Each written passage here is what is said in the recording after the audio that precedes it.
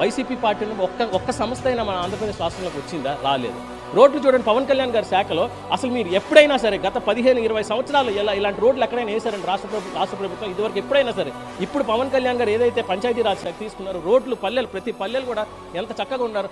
వెళ్తున్నాడు చూసావా బాలరెడ్డి, వాడే ఆ టార్చ్ బేరర్.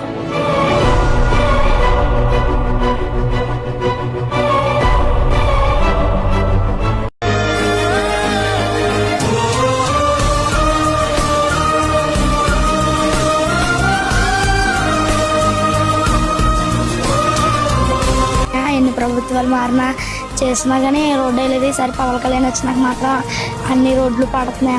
1373 కిలోమీటర్లు గిరిజన ప్రాంతాల్లో రోడ్లేసి గిరిజనులు ఆదుకున్న వ్యక్తి పవన్ కళ్యాణ్ గారు.